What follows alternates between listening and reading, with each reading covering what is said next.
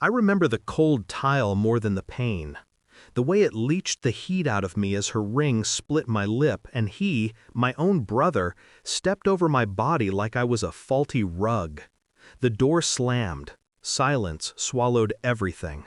My phone vibrated beside my cheek. A single text. Stay away from us. As if I were the problem. As if I hadn't been the one patching the holes in his life since we were kids.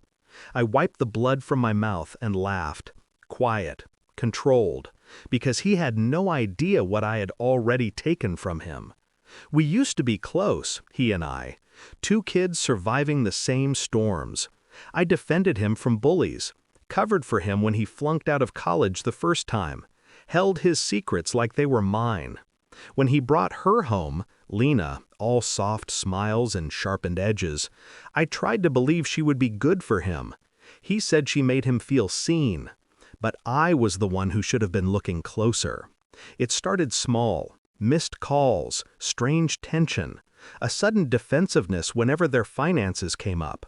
I noticed Lena watching me sometimes, like she was assessing a threat she wasn't ready to name. Then, 3 months ago, I found the first discrepancy in the nonprofit accounts. Money gone, signatures forged, and all roads pointed to my brother. At first, I felt the floor drop out from under me. But shock is just a doorway.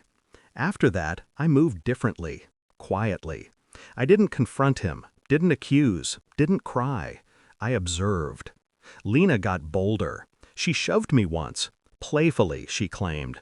Another time she tightened her grip a little too long during a hug.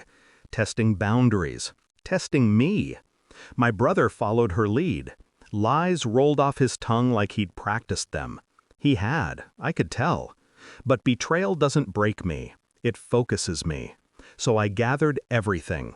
Copies of the bank transfers, screenshots, recorded calls from vendors he'd pressured, the shell companies he'd set up through Lena's cousin.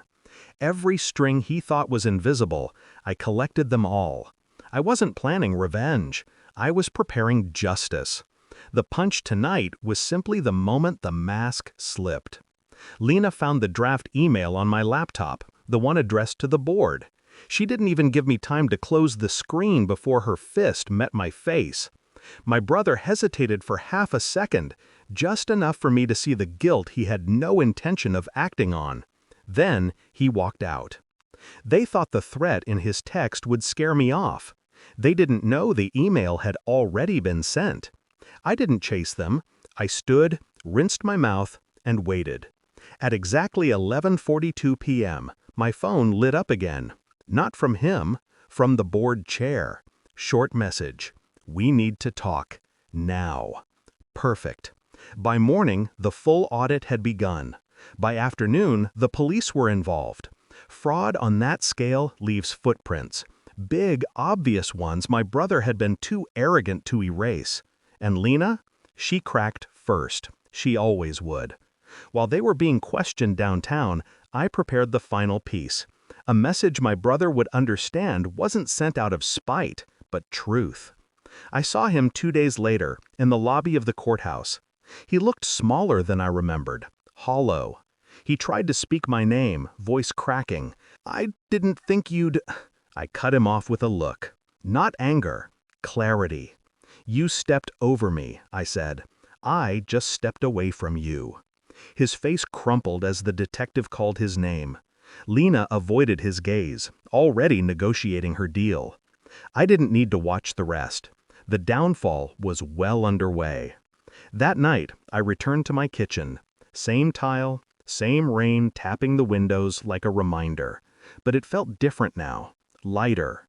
People think revenge is fire. They're wrong. It's precision, a scalpel, not a blaze. I didn't destroy my brother. He did that himself. I simply handed his choices to the right people and let gravity do the rest. As I closed my laptop, a final thought settled in. Cold, calm, and absolute. Some betrayals demand answers, and some answers become consequences.